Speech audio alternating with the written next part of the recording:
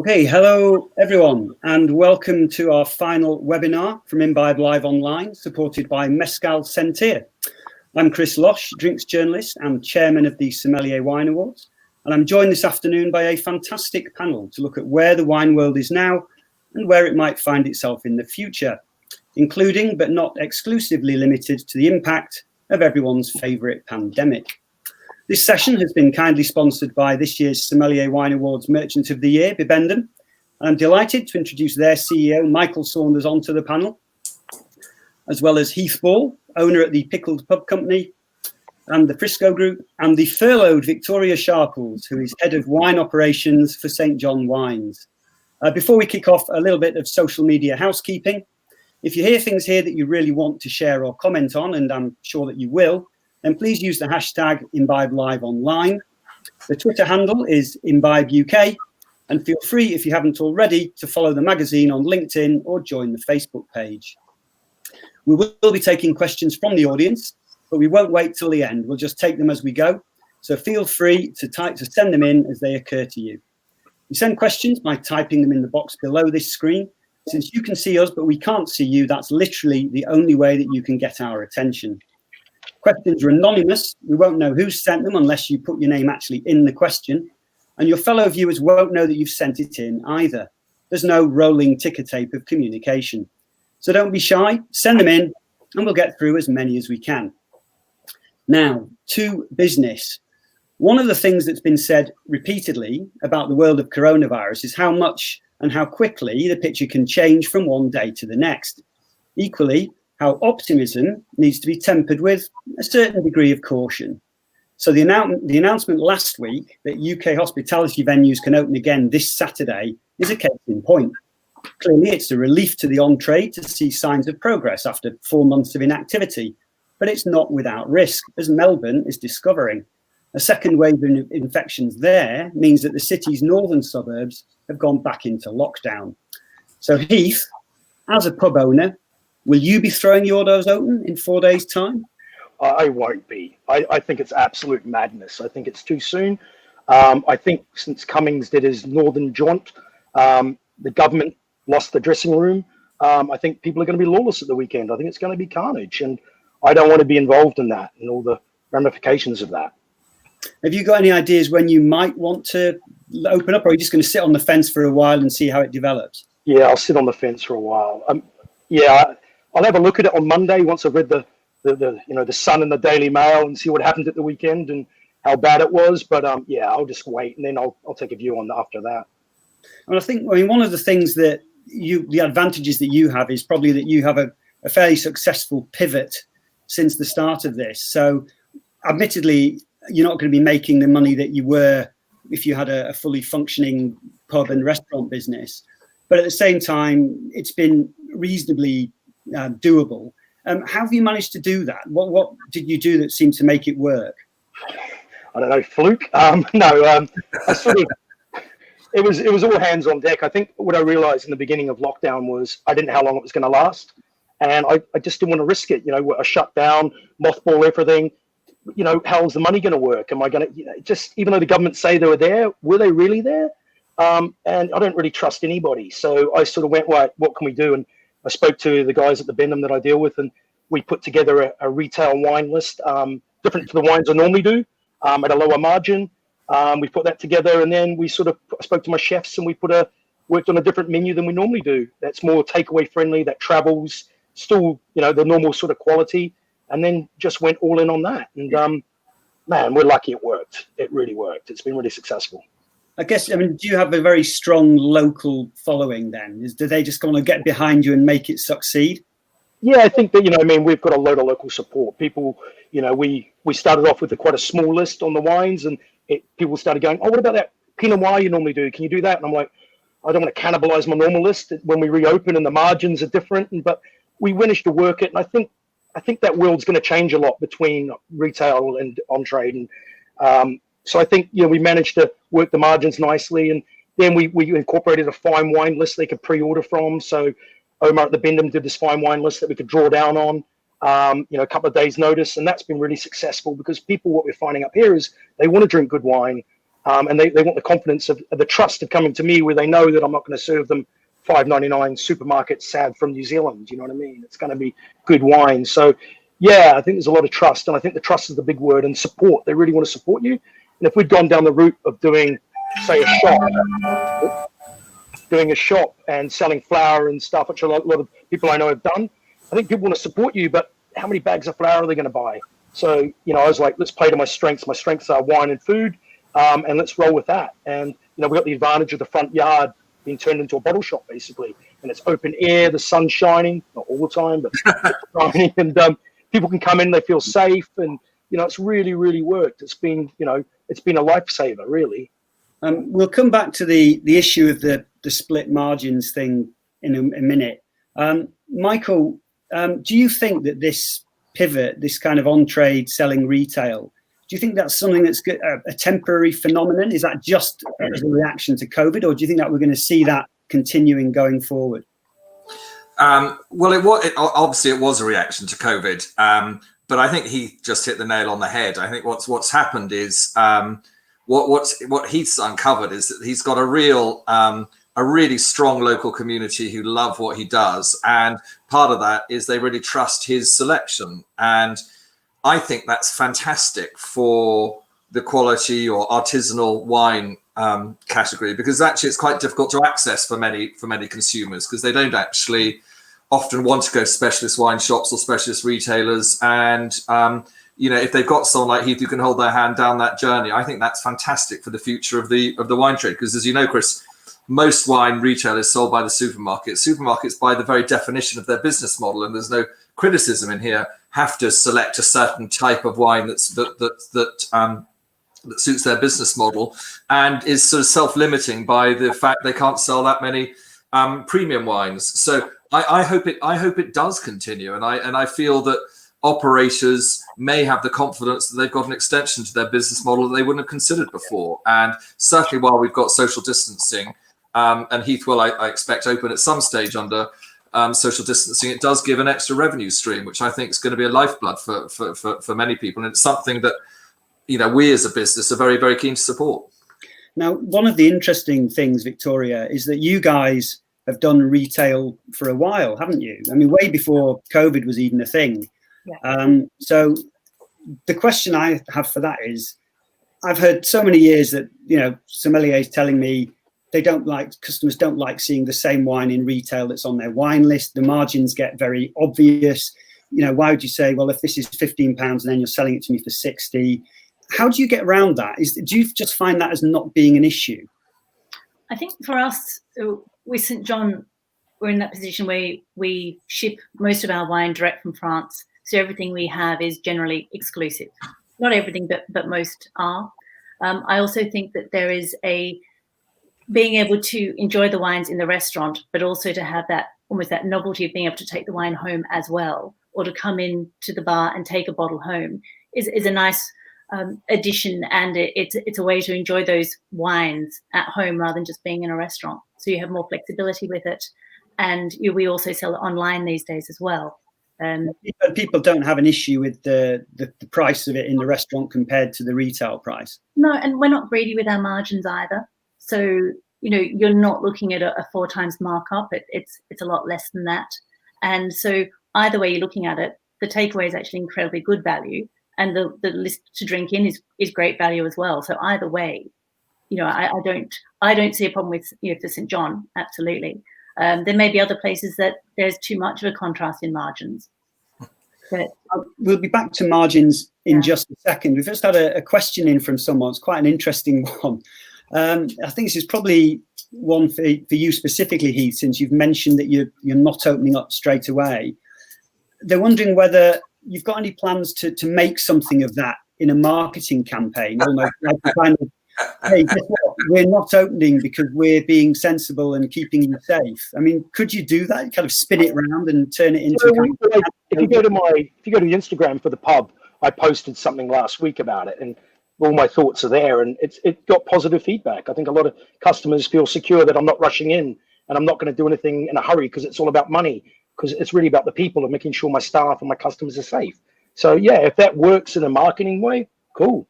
But yeah, it's more about safety and keeping everybody well.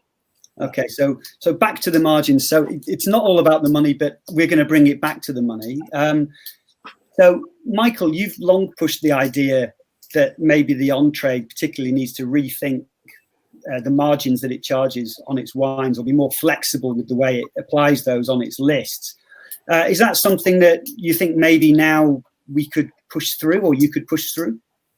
Well, it's not for me to push through. What I can do is work with our customers the best I can to give a view as to what we think that customers want, or their customers want. And just on your previous point, I mean, whatever business you're in, it is about the money, because if you don't make money, the inevitable happens one day. So my view is, if you can take an opportunity to sell great product, be it food or wine, and sell it at a price that people can get real enjoyment from, I think that's great, because a lot, most of the people who go out and drink wine aren't on business expenses, and I assume business expenses for the next couple of years are going to be somewhat reduced anyway. So if you make, say, on your your wines under 40 quid, say for the sake of argument, 20 quid cash profit. Well, if you're selling a bottle of wine at 100 quid and can make 40 quid cash profit, that's, yes, it's a reduced margin, but it's actually more cash. And my business argument on this is actually the on-trade don't have the cost of capital of carrying the product, because that falls on companies like my shoulders. So I think that actually it's, if you can present the right wine at the right price, and I think Heath demonstrates that really well, then I think that's great for everybody. You'll get more engaged customers, you'll get customers who'll come back, you'll get customers who then trust you, and they'll drink really great wines. And, I'm not being evangelical about it. I just think customers who go out to interesting venues want to drink interesting wines. That's my view. Heath, you would concur with that, would you? Yeah, 100%. We don't work on greedy margins, never have. And it really works. Customers come in. I could tell you multiple stories where people walk in and go, I'm not drinking tonight. You give them the wine list and they go, oh, wow, oh God, okay. And they're conflicted, and they end up spending 100 quid on a bottle of wine that they know is 300 somewhere else. But I'm making 20, 30 quid. They're happy. They have cognacs, armagnacs. They have a great evening. They bring their friends back. It builds better business. Exactly. Happy customers. So, Victoria, there's an obvious kind of problem here, though, isn't there? Because at the moment, I like the idea that maybe we could be creative with the margins and so on, but there's going to be some fairly serious headwinds against the on-trade having to open up, given that we don't know how the appetite is for consumers going out. Even if they do go out in numbers, venues are only going to be 70% full at best, I would think. Is that likely, contrarily, to put extra pressure on the wine buyer in your case to increase the margins that you're charging, or not? I think there's when you look at it initially, you think we've got to recoup money somehow. And I'm not talking on a St. John scope, I'm saying across the board. But when you think about it, the most important thing now is to bring people into your venue. You don't want to scare them off charging more. If they've already been looking at wines at more of a retail price and a drink-in price, they're going to be a bit more sensitive. We don't know quite what's going to happen, who's going to drink more, who will want to spend more, how versatile and how open they will be to trying things. So, for us, and I think for anyone with a restaurant, you want to make those wines, a competitive price and not scare people off. We want to bring them in. So clearly one of the big issues of 4 months of zero business for the most part is a complete lack of liquidity in the entire chain. Michael, what are you hearing back from the on-trade venues that you deal with? Are you having to deal with them differently or change your practices at all? Well, we've changed our practice by being as close to them as we can and working with them to understand what their financial positions are. I mean, no shit, Sherlock, we need cash too, but we're trying to work with the venue, with all our customers, to make sure that there is sort of there's the correct relationship, so that we support our customers the best we can, but they also need to understand that we need money as well. So it's I think that where you have really good relationships, really open dialogue, that test can be passed. But I don't think we've seen the beginning of the stress yet, is my view. I think we've been living on not we, but people have been living on government handouts, and I think the day of reckoning will come, because actually what it's doing is pushing a lot of debt down the road, and all that will have to be repaid at some stage. And so I do have concerns, and obviously there are a lot of people who are very worried about their businesses right now, and some pretty good operators within that. I can't think of any customer who's exactly clapping their hands saying this has been the best 4 months of their life. I just don't, haven't heard it. In fact, rather the opposite, mainly on these sort of Zoom calls as well.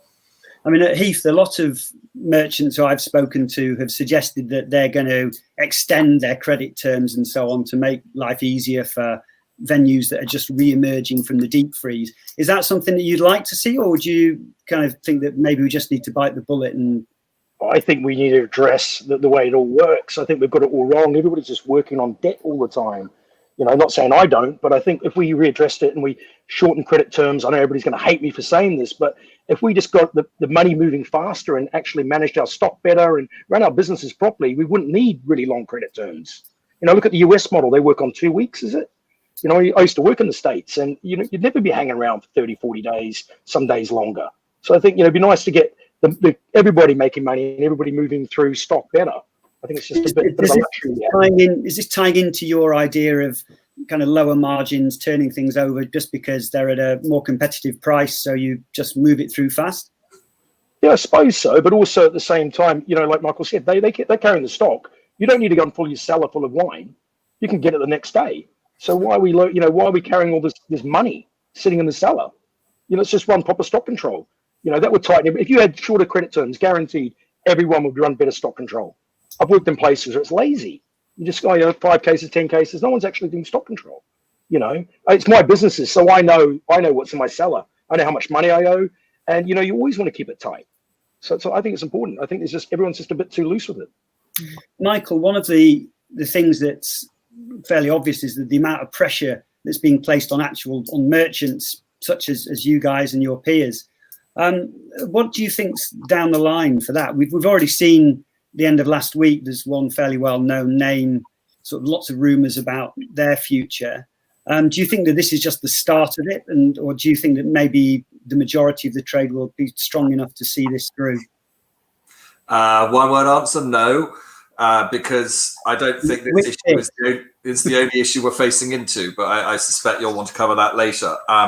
Listen, the wine trade's been under quite some stress for a few years now for a variety of reasons, and I can't see that the supply base will stay anything like that is now, because it's not just coronavirus and what that's caused. There's a whole lot of stresses in the supply chain that are aggravating people's balance sheets, and it's a low margin industry, and there's not a hope in hell it's going to survive as it is. So I don't want to be too gloomy, but the picture doesn't look great. No, it's fairly clearly a turbulent time, which is a word which kind of gets bandied around a lot, I think 3 months ago, but I think I get the impression now that the reality of that turbulence is we're just starting to see what that could mean. Well, I think it answers slightly like I said about our customers. I don't think that the pain is really showing yet, because people have had staff on furlough. You've been able to push quite a lot of bills down the line, but that's just pushing them down the line. Now, obviously, Michael, you're in the Drinks Trust, aren't you? You're a chairman of the Drinks Trust, I believe. I am, yes. So, what kind of support do you offer for people who are struggling, and how would they get in touch with you? So, what kind of support we offer?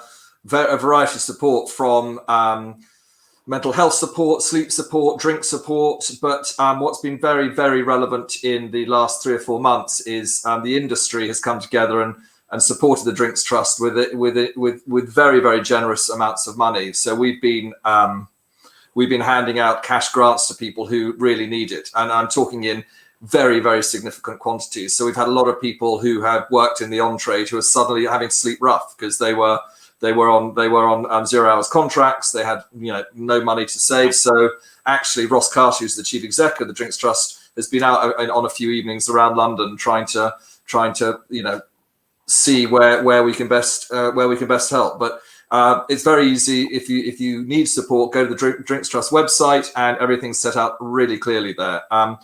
And for those of you who don't need that help but have any way of supporting the Drinks Trust, can I take this opportunity to say we need more funding very badly at the moment. I mean, it's scary how much the demand is on the charity right now. I mean, it's so different to what it was a few months ago. It's indescribable. And the website, for those of you who don't know, is drinkstrust.org.uk. Just briefly, there's a question of supply, Victoria. Now, because you source a lot of your wines directly from France, what are you hearing from your producers? Are they having issues in shipping it or in just dealing with business at the moment? I think the whole thing with COVID is that while we've been going through this nightmare, grapes are still growing and wine still has to be produced.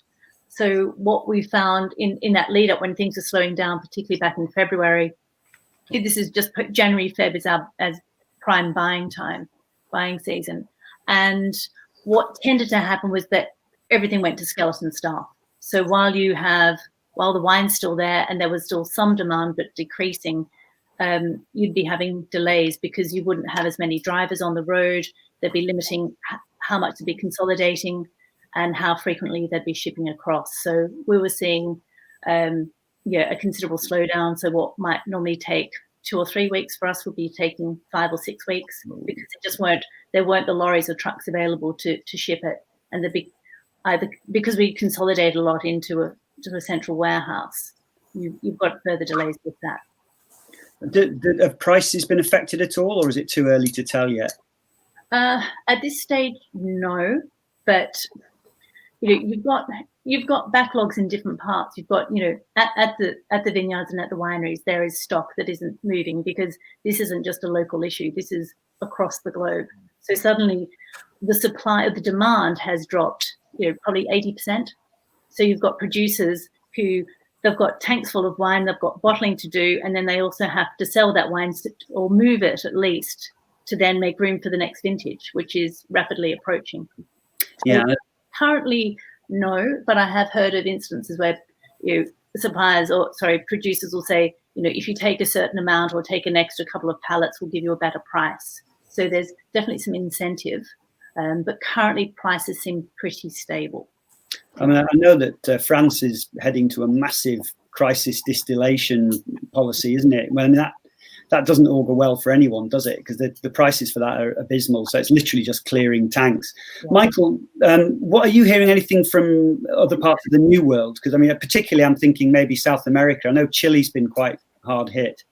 Yeah, a lot of Chilean wine goes through the off trade. So that is working well globally. The slowdown that's really happened from the southern hemisphere is China slowed up, and a lot of countries, Chile and Australia, were sort of almost had an industrial pipeline going to that country for a while, and that's slowed up dramatically. There are signs that's coming back, but there's stress there.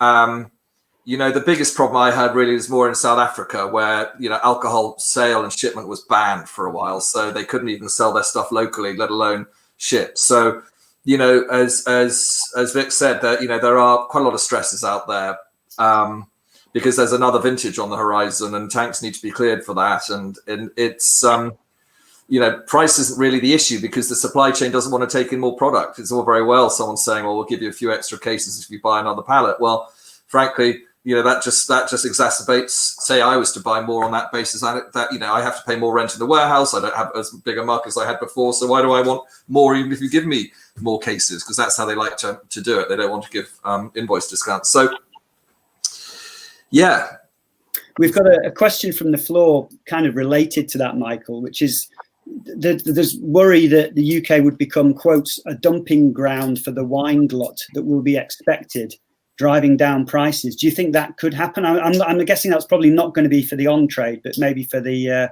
supermarkets. Well, what you've got to remember with supermarkets, it takes quite a long time to get a new product into their supply chain. So, it has to be quite long-term, the problem for that. More dumping goes on in other parts of the world. I mean, I've had a job recently traveling the world looking at wine distribution, and I can tell you there's some really, in various parts of Asia, there's some very, very lovely New Zealand Sauvignon Blanc from about 2005 that's sitting in lovely yellow liquid on shelves.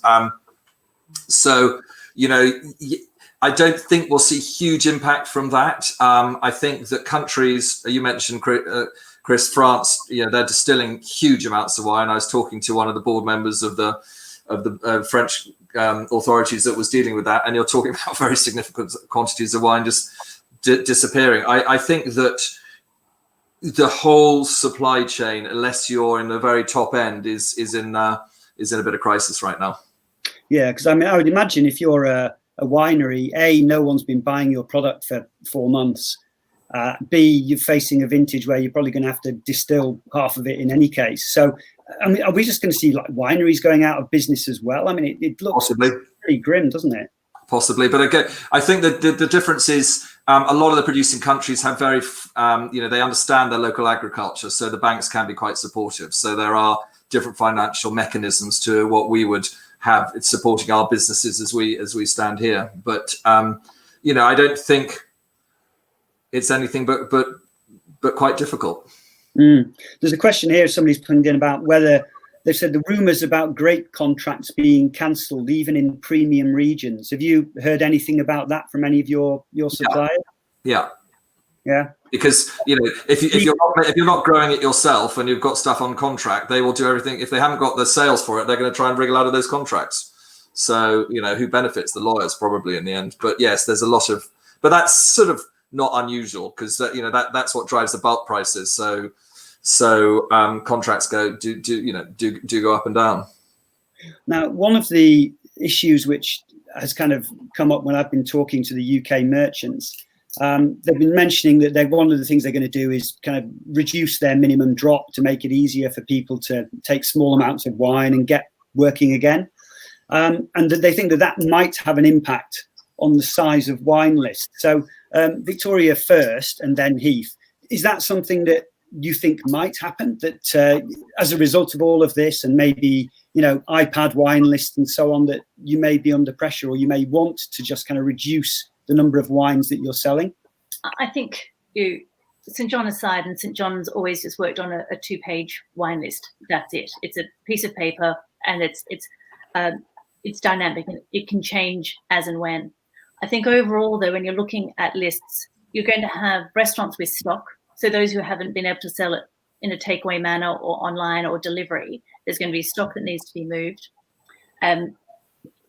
Depending on how they function, I think the days of the tome of wine and sitting, 2 things. One is we want people back in restaurants. And I think we all want to go back to restaurants. But you don't want to spend your whole time nose in a book or on an iPad scrolling through pages and pages, because it takes you out of the conversation and what you're there to do.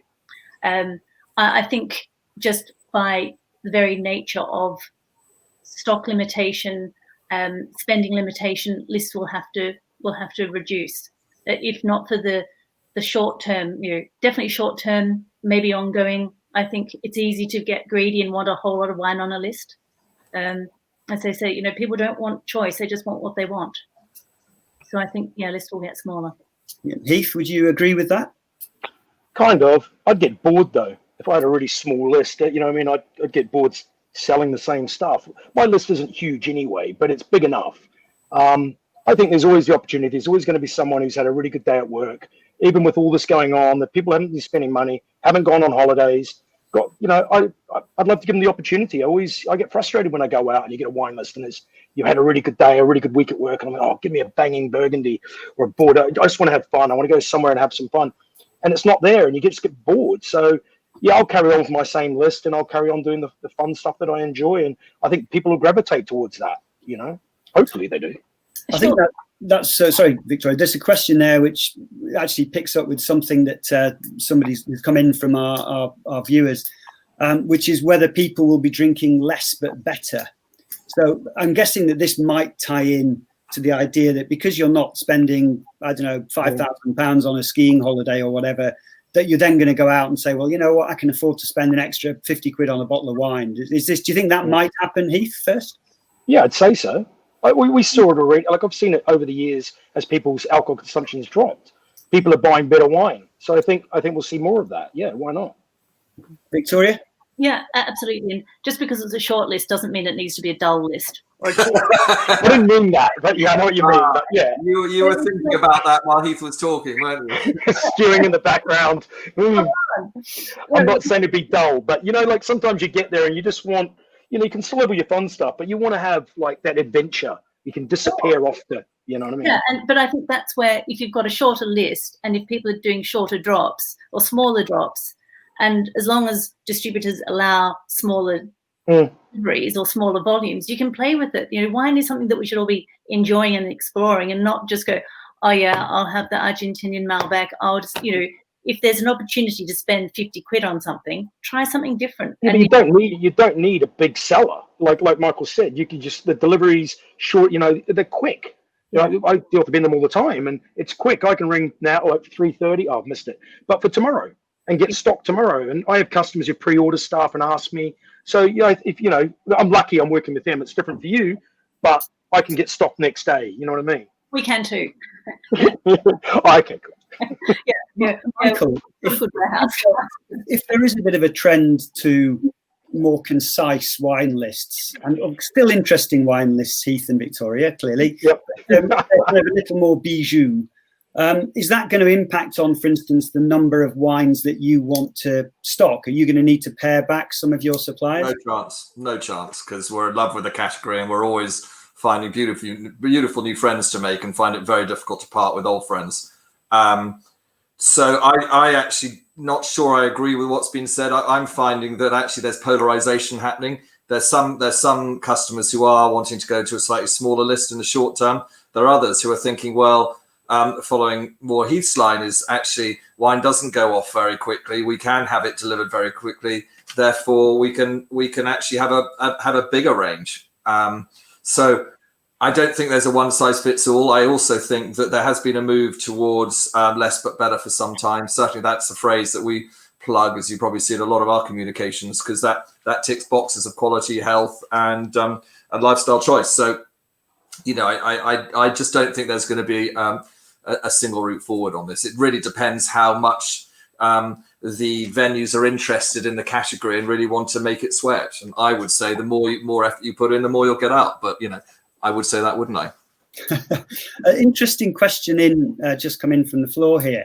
This will be for Heath and Victoria, I think. So they're wondering whether there are plans to limit the time that people can spend at a table, so that you can table turn a bit more often, presumably to make up for the fact that you've only got 70% of the actual numbers in.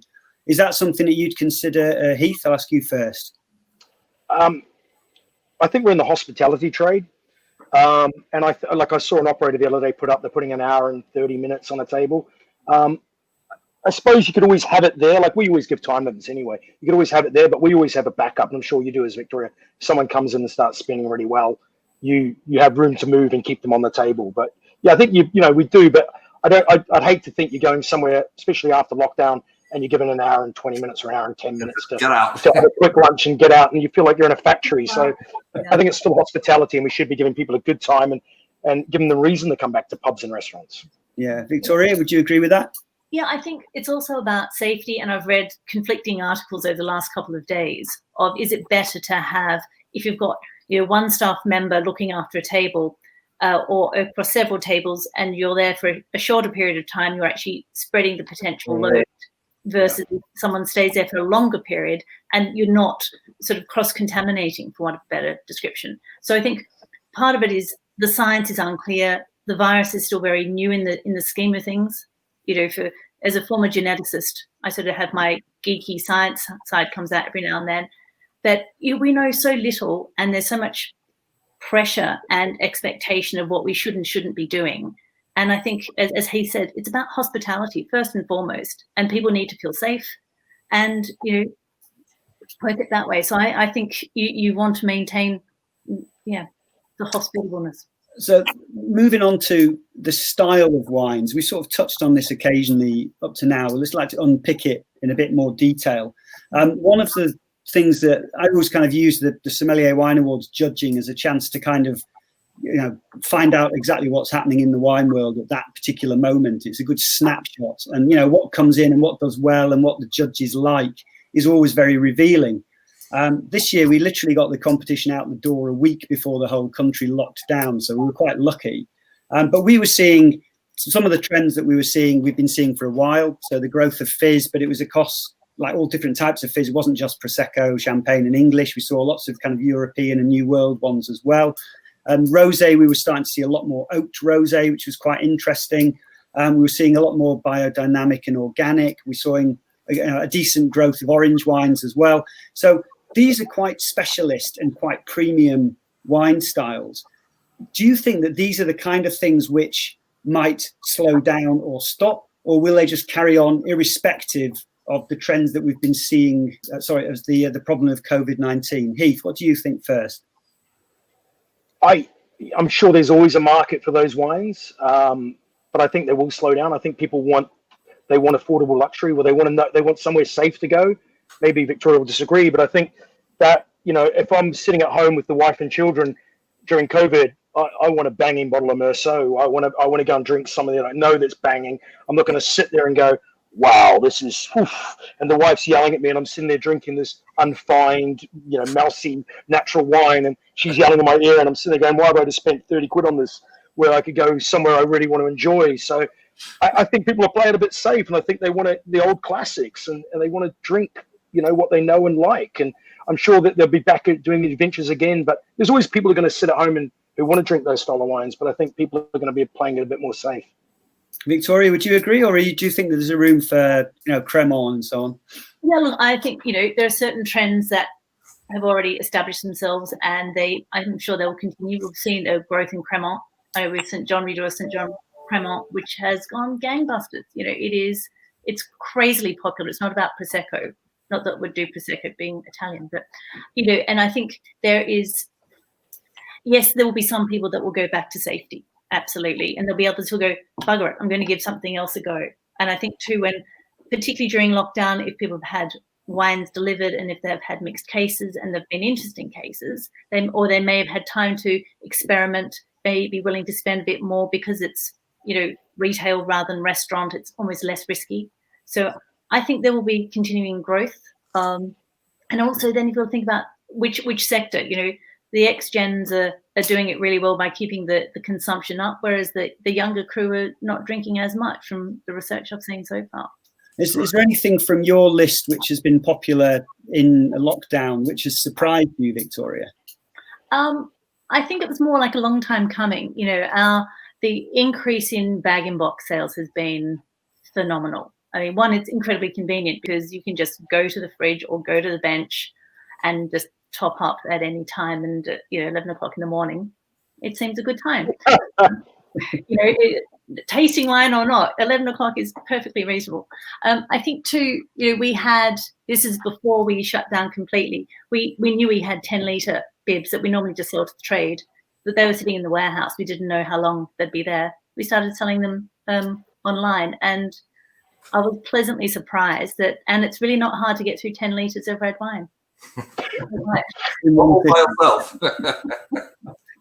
Heath, we've got a comment here. Somebody thinks that you obviously had a few comments about sort of natural wines. They mentioned that because of the whole health issue of COVID-19, that maybe these natural, biodynamic, organic wines might grow in popularity as a result because they're seen as less bat flu driven. Yeah, but come on, let's be honest. It's if you want to be healthy, don't drink alcohol. Do you know what I mean? It's all if you're that worried about your health.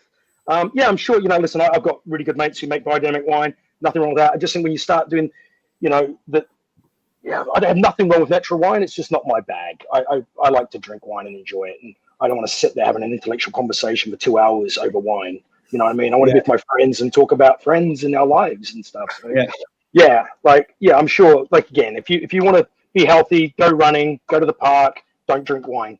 Drink wine afterwards. Yeah, or maybe don't drink a whole bag-in-box at 11 in the morning. Michael, I've got a question for you, picking up on Victoria's idea of the bag-in-box. I'm interested with this because there are certain formats which have struggled to get traction, and bag-in-box is one of them. And, you know, cans, you know, they're kind of, people are talking about them, but I'm not quite sure they've really fully hit home yet. do you think that, in common with many other things, this whole kind of cataclysmic COVID-19 reset could actually provide a bit of an opportunity for these alternative formats that have found it quite hard to get traction in the past? The answer is I don't think it's coronavirus related. I think cans are coming anyway, and you'll see that accelerate substantially in the next couple of years. Now the technology's got to a place where it's easy to can good wine in a way that works, and a lot of that is health and safety related, because there are a lot of places you're not allowed to drink out of glass containers, and plastic people don't like so much, and it's not so environmentally friendly. So I think you will see a variety of different packaging options come through, and obviously in the papers yesterday or today, I can't remember which, there was news of this new paper bottle that's been made. Well, that's, that technology has been around for a while actually, but we tried to get it to land a few years ago and couldn't. Maybe now's the time. But I wouldn't bucket it with like everything with coronavirus. I just think that's a general movement to make wine more standard. And I think one of the issues that we've battled with as a business for years is why, just because it's always been in 75 centiliter glass bottles, why should it stay like that?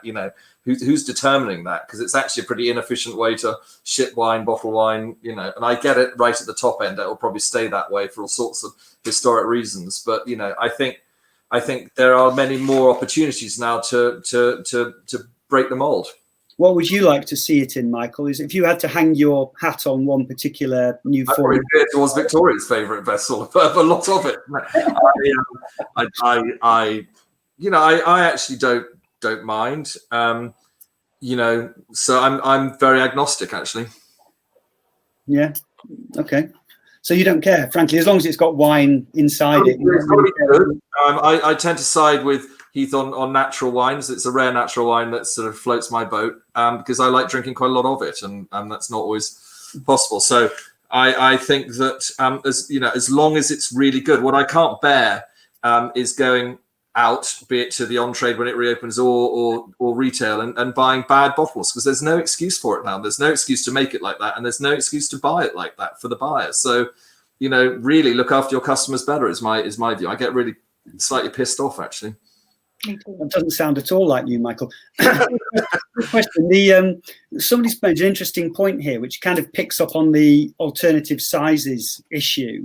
They're saying wondering whether the problems with buy the glass and the kind of people being a bit squeamish about things being open and this kind of stuff, whether that might mean that they're going to be more interested in buying, say, half bottles than they were before. What do you think about that? Half bottles are almost dead. Producers loathe them, and they're always a vintage behind. And we tried, you may remember, to do a whole range of wines in 50 cl a few years back, and that didn't really land either. I think if you've got a really good wine culture like Heath and Victoria do, you just got to have good wine management to understand where you've got to sell your wines that are open. And if you offer it in smaller serves, so not just by the glass, but we certainly try and persuade people to work with good wines and tariffs. So you can have a 50 cl serving on the table with 2 glasses. It doesn't always have to be a full bottle. And invariably people then buy 2 50 cls rather than just one bottle. So I think it's all about, it's like running a really good place, and then when you get the trust that Heath was talking about right at the start of this, then people won't even consider that they're going to be served something that's been open for ages. Now, obviously, COVID is one curveball which has been thrown at the wine and drinks trade. There are other ones which are more man-made, shall we say. Let's leave aside the whole question of whether coronavirus was created in a lab. We'll just leave that for the conspiracy chat rooms.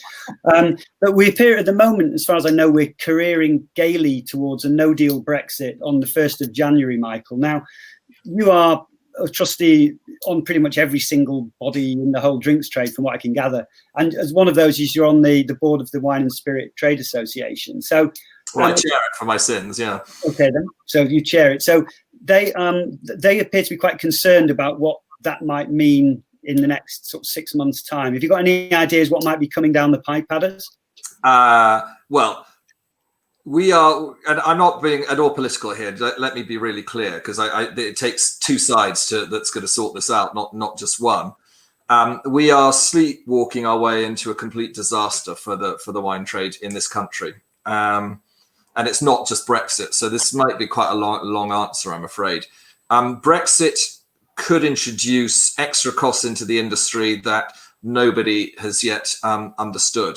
So there's something called the VI1 forms that I thought were long consigned to my my working history, but they're not now because they're coming back. That as it stands, every shipment will have to have a VI1 form, and every VI1 form has to have each shipment of wine tested at an independent laboratory. So let's take the amount of different wines that I ship in from around the world. Every single one will have to have a new form done and laboratory tested. Cost.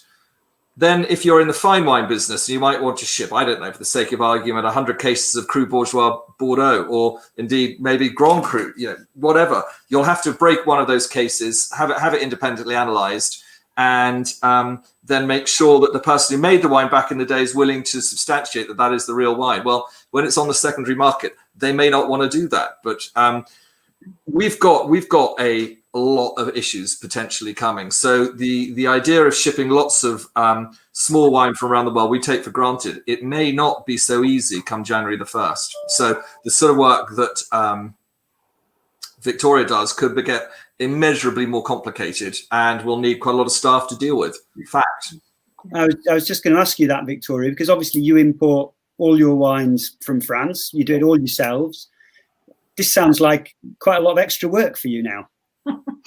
Yeah, I mean, I had experience when I was importing wine from Australia as well, and so I'm familiar with VI1 forms back in the day, and looking at, even if we're working 50 or 60 producers for every shipment, the amount of time to fill in the form, there'll be toing and froing. There's always a hold up. Something's always missing on a form. Something isn't signed properly.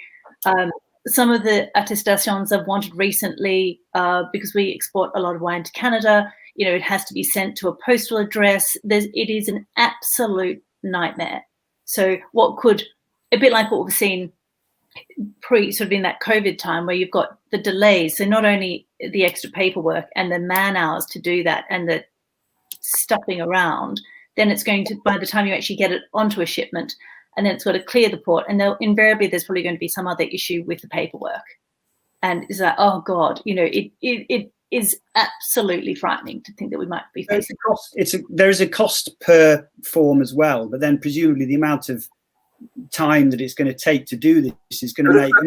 I've only mentioned the first hurdle that we're going to have to jump. There's several more coming as well. If you help me, Chris, but that's up to you. You're leading the session. Let me say, to anybody watching this, is the WSTA, and again, go on their website if you're interested. Are working incredibly well and hard with government to try and get around this, but at the moment, it's looking a bit tough. So any restaurant that imports their own drink is going to have to go through this, learn how to do it. I suspect they'll put it in the too hard bucket, because I know what I'm having to start thinking about. That. Are you going to have to take an extra staff just to cope with this, or is everyone? Yeah, really. Yeah, just at a time when I got lots of spare money to do it. Yeah, thank God for that. That's very fortunate. So what's the system that we use at the moment? Could we not just maintain that? Is this purely because we haven't been able to agree this with the EU? I think that we are Miles Beale, who's the chief executive of the WSTA, is working hard with DEFRA to try and get them to understand what they're actually saying, and some of the answers in PMQs that are given by certain ministers are incorrect. So we do go back to them with a correct version of how they should have answered the question. I think there's a serious lack of understanding, and there's a serious lack of understanding how big the industry is in this country. I mean, are we likely to be tariff free, or is that yet another joy? No chance. No chance at all. I think you'll find there'll be increased tariffs. For what? For Europe, or for? You pay more for wine outside Europe. It's called CCT. I suspect that'll go on all wines from around the world. So Europe is equally punished as wines from elsewhere are. And this is ignoring our current problems with the orange buffoon in the White House and his correct trade war. Yeah, correct. So that's a completely separate story on top of No, but we've got buffoons here. If you want me to go on to some of this buffoonery that's coming down the track here as well. So, I don't know if people are aware, but you read about it sometimes and think it's nothing to do with you. But the devolved governments are all setting up their own deposit return schemes. That's great. You'd think that they could share common labeling, couldn't you? Oh, but they can't. So we might have to import wine, label it separately for each devolved government. And our little producers in France and elsewhere, they'll love that, won't they? Yes, we'd like sort of X pallets of your wine, but you want to label it up in 4 different ways, please. Oh, great. So that's all good. 4 different lines of stock for the same wine. That's really sensible, isn't it? And presumably we've had a long time that we could have presumably been trying to address these issues, and they've just not been addressed. We are as an industry, but you're assuming that common sense can trump politics. Excuse me, I didn't say that word, did I? We know what you mean, Michael. It's okay. The other issue, I would guess, is excise review. So I know for a fact that because we've been basically paying significant amounts of wages out of the national purse for the last 3 or 4 months, and will continue to do so for a while, that our GDP to debt ratio is over 100% for the first time since the Second World War. So I think we can probably assume that the amount of money taken off booze is not going to go down in the near future. But equally, it sounds like they might be changing in the way in which it's taken, Michael. Is that correct? There's a review that's kicking off in the autumn that looks at the whole duty ban system, because we've been tied into the European approach. So, the spirits boys and girls would love to have what they call duty equalization. So you pay by degree of duty rather than by category of product. The champagne boys and girls would love that to be have the same duty rate as wine. I would like to have a different rate for wine at under 8% alcohol, so we can start to really promote healthier wines, as I think Heath was saying earlier. So there is a big review going on. My view is when things like this, often reviews happen, it all goes the wrong way, not just some of it going the wrong way. So through the WSTA, we have commissioned a very big report with EY to try and get the government to understand what is actually going on and what levers they can pull. And I hope that we get listened to, because we certainly know a lot more about it than most. So the equalization one, if I've got this right, a wine at 15% ABV is going to pay a higher duty than one at 11%, correct? So it's like the spirits kind of system.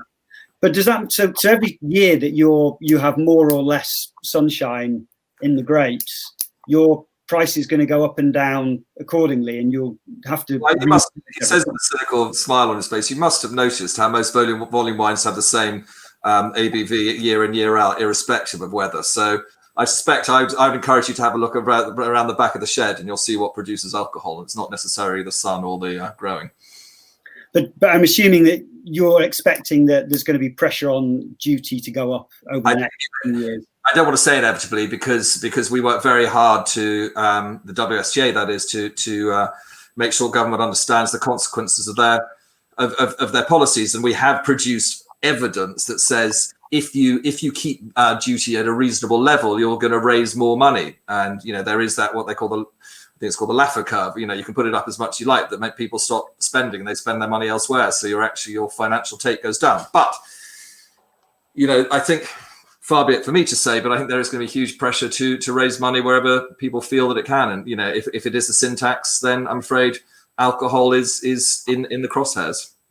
So Heath, in a situation where if wine goes up 50p a bottle on duty, do you inevitably just put that up, whatever, £2 a bottle on your list? Do you pass it straight on or not? I pass it on. I can't absorb it. It has to be passed on. It's only fair. We don't charge a lot anyway, so it's not going to really, affect the selling price anyway.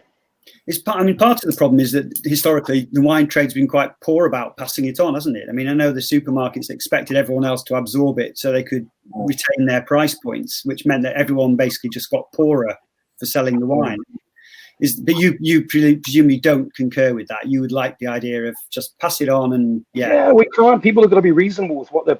I think everybody's especially everyone's just chasing to the bottom to do. I think we need to pass it on, and these are the real price, and customers understand things are expensive.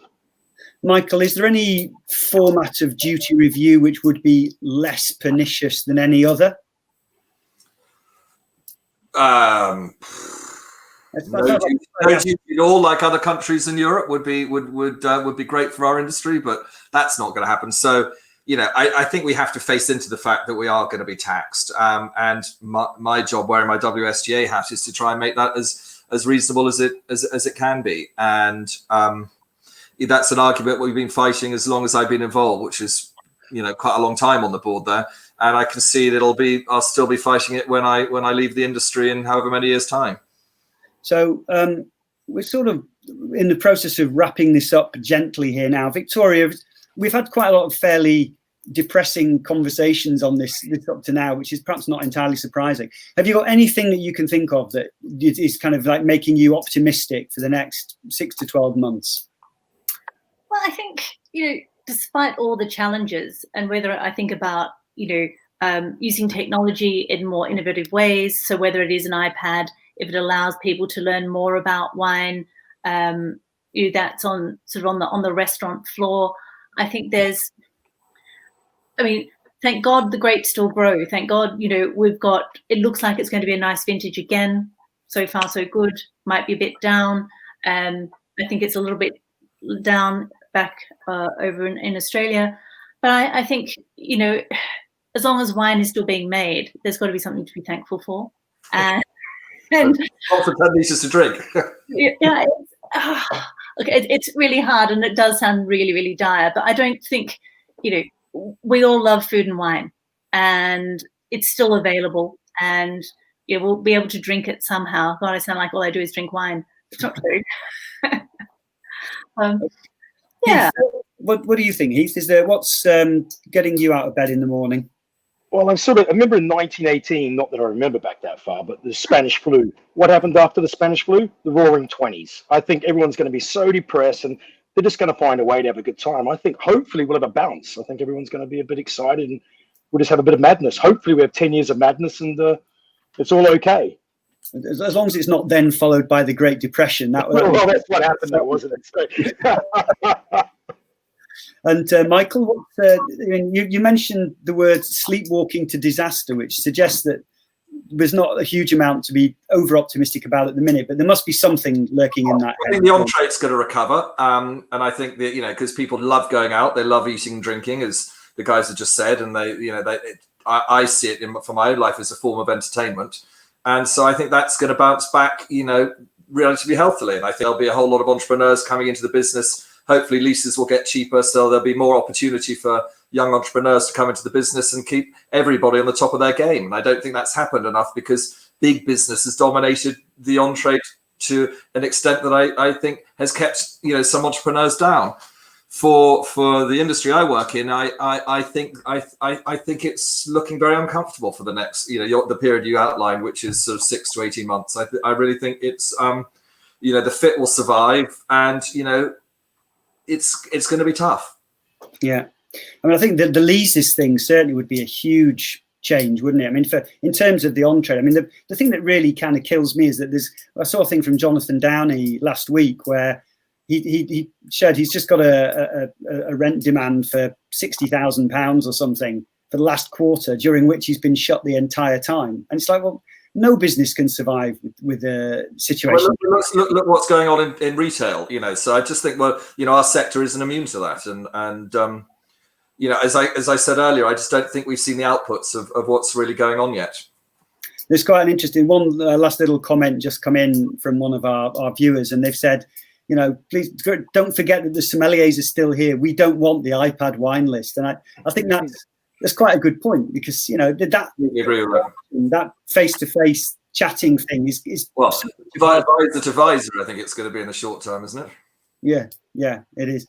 Well, look, guys, thanks very much for taking part. Thanks very much to all of our viewers for watching the session. It is part of Imbibe Live Online, supported by Mescal Sentir. Thank you once again to our panellists. So Heath Ball from the Pickled Pub Co, Victoria Sharples from St. John Wines, and Michael Saunders from Ubendum, who, as well as being the Sommelier Wine Awards Merchant of the Year, also kindly sponsored the session. All the sessions will be available to watch on demand later. And while this is the last webinar of the day, there's still plenty more to come on Instagram and Facebook. So make sure you check out the rest of the programme. Up now on Instagram Live is an interview with Alex Claridge of The Wilderness on the trials and tribulations of designing your own gin, which sounds quite fun, frankly. And just to remind you of those web addresses from earlier, the Drinks Trust is drinkstrust.org.uk. WSTA is wsta.co.uk. Thank you all for watching, and hopefully we'll be able to meet up for a 1 metre plus glass of Riesling sometime soon. Cheers now.